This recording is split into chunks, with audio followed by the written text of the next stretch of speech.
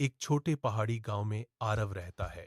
उसके माता पिता छोटी खेती करते हैं। परिवार साधारण जीवन गुजारता है। आरव को पढ़ने का बहुत शौक है, लेकिन गांव में अच्छा स्कूल नहीं है। फिर भी वह हर रोज पास की पाठशाला जाता है, किताबें पढ़ता है। रात को मिट्टी के दिए की रोशनी में वह नोट्स बनाता है, आंखों में सपने लिए। गांव के ज्यादातर लोग आरव के बड़े सपने देखकर हंसते हैं।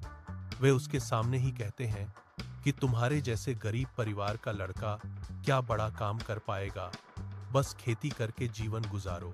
ये बातें आरव के कानों में बार बार आती हैं, लेकिन वह कभी जवाब नहीं देता। वह बस मुस्कुराकर अपना काम करता रहता है, मन में एक दृढ़ संकल्प लिए कि एक दिन मैं सबको गलत साबित करूंगा। एक दिन गांव में शहर से एक बुजुर्ग शिक्षक आते हैं। वे गांव के बच्चों को मुफ्त पढ़ाने आए हैं।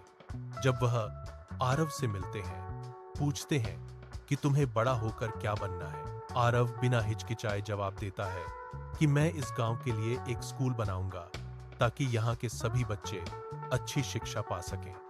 बुजुर्ग शिक्षक फिर पूछते हैं, इतना बड़ा काम करने के लिए तुम्हारी सबसे बड़ी ताकत क्या है? आरव फौरन जवाब देता है, मेरी मेहनत और खुद पर भरोसा।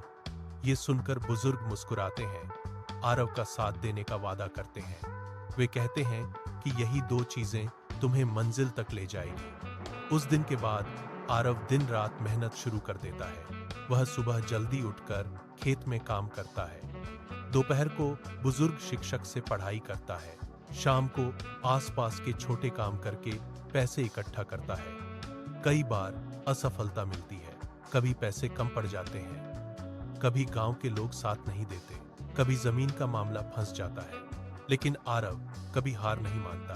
वह हर असफलता से कुछ न कुछ सीखकर आगे बढ़ता रहता है। धीरे धीरे 10 साल बीत जाते हैं। एक दिन गांव के मुख्य द्वार पर नया स्कूल बनकर तैयार खड़ा होता है। उसका प्रधानाचार्य आरव खुद होता है।